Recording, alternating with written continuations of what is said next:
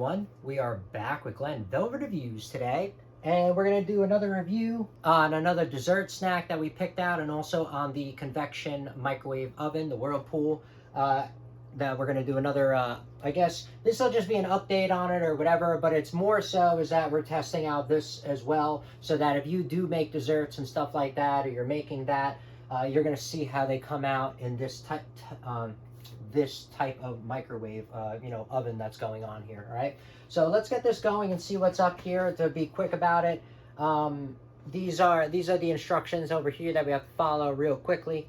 All right, and it says 425 Convection.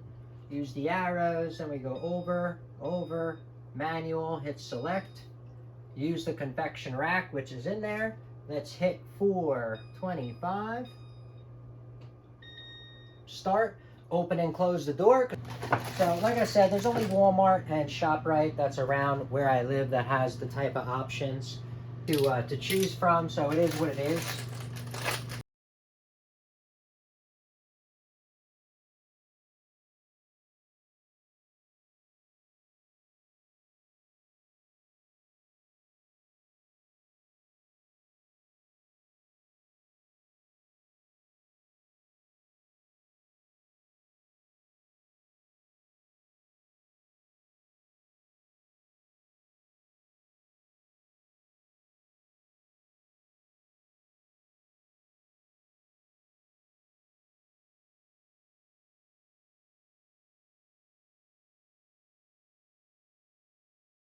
All right, everyone, so they recommend this makes up to 12 cupcakes is what it's saying. 12, large cupcakes, or, whatever they say.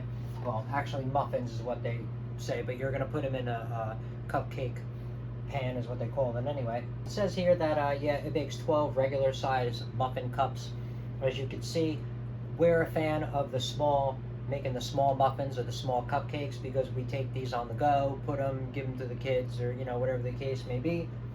And a lot of people can try them and whatever, because when you make the big ones, usually people will have it, and then if they don't eat it all, it goes in the garbage, or like stuff like that pretty much is what happens. These, I feel, we get farther with them and giving them out, and then everyone can have their own and try it however they want. Some people probably going to want to put butter on it, or maybe some cream cheese or melted chocolate. I don't know, you could spice it up a little bit, right?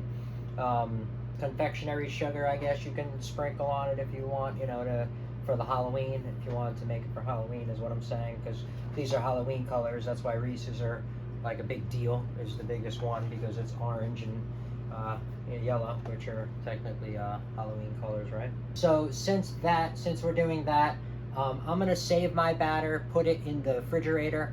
You can keep this batter in the fridge for like 2 or 3 days. After that, I wouldn't use it, because then it starts to change the way everything tastes, and I don't know if people are gonna like that or not. But at least now, we eat all these, and then tomorrow or the next day we can make the other half of them, and then we're good to go, and then, then everyone gets to try them everywhere. All right, guys, it is finally time. How long did that take? Oh my God, that was almost 30 minutes to heat up. That was like 28 or 30 minutes to heat up to 425. Jeez. And, this is electric, so, you can't really complain that much. But all right, put on my handy dandy heat gloves. These are actually made for barbecue, but the barbecue ones are better, guys, because they go all the way up to here, and these are made for like 900 degrees instead.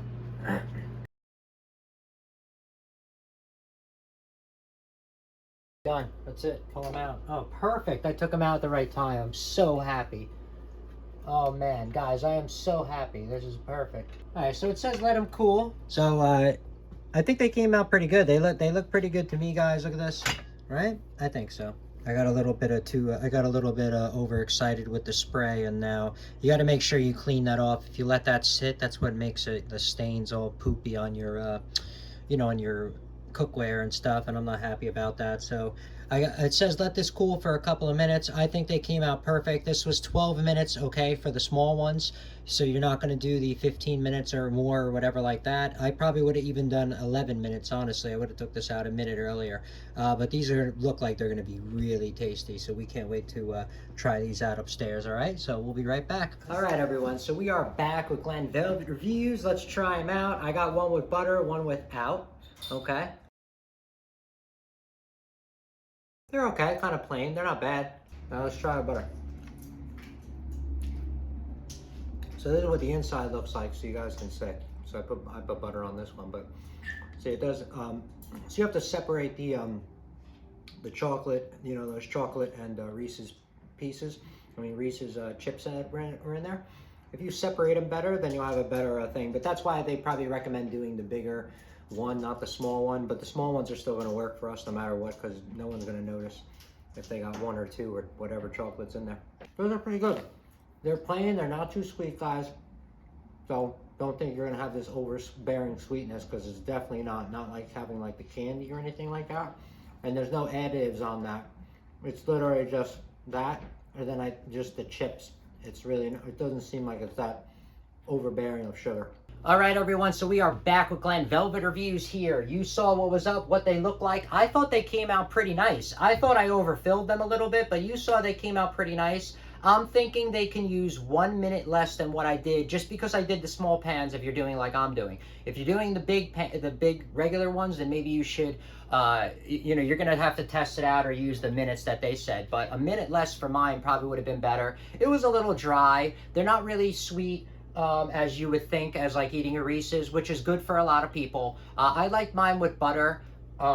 They do save well for 24 hours though, just to let you know. I wanted to come back and make sure after 24 hours I saw what was up. We sealed them up and we were able to put some butter on it, heat them up in the microwave, and they tasted really good. But we sealed them up very well, okay? Not in a vacuum container, just use the regular glass, you know, Pyrex sealed container. And then the next day opened it up and they smelled really good. They were nice and fluffy. And honestly, the microwave, use soft butter, okay? Because if you use hard butter, you're gonna rip apart your muffin trying to put it on. These aren't like nice and like hard muffins.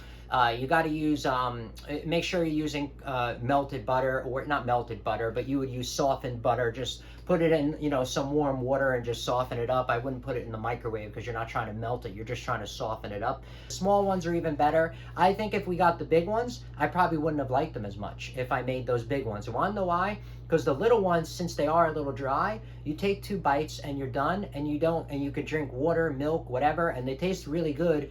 And just like when you get the small bags of anything, you know, when you get the small potato bag chips or the small Cheez-Its, or, you know, any of the miniature size, don't you guys notice when you eat it, you're like, oh man, like they taste really good. They're honestly kind of made the same, but they just taste good. Like they feel like they taste better and more fresh because they're in a smaller, you know, container. You know what I mean? And then you just enjoy it more, I notice. When you have like a big bag of potato chips, right? What happens? You eat like half of it, 3/4, and then sometimes they get stale by that time. They go in the garbage. That's kind of what I get when the big ones of this. When we make the small ones, I feel like we get better value out of it. It's just more efficient. Everyone can have one. You can give them out to everyone. More people can enjoy it. I saved the batter. We're going to do it tomorrow and make some more. And it's just, honestly, it's great. You know what I mean? So I really can't go wrong. All right, but that is it for Glen Velvet reviews on the Reese's, of what you can expect that to look like and be, and also to expect what it's going to come out of the Whirlpool convection oven that I have right here. If you have any questions or comments, please post them down below. I would love to know. Also, subscribe to my channel. Join me on my review adventures as I try to put up stuff to help out the community, just like I get help from the community, right? And if you can, unless you dislike me for any reason, you can support the channel by clicking on those affiliate links below. Somehow, someway, times a million, it equals up into something. But from what I saw, there are other ways to support the channel on YouTube. And if you do decide to support the channel, please make sure you come back, see that I'm putting that support back into it, getting more stuff to review, doing updates on the items as they break so we know we're getting good value, and also helping my subscribers out with any questions they have on the products I already reviewed. All right, so everybody enjoy, be safe. Glen Velvet reviews is out. Bye-bye, everybody.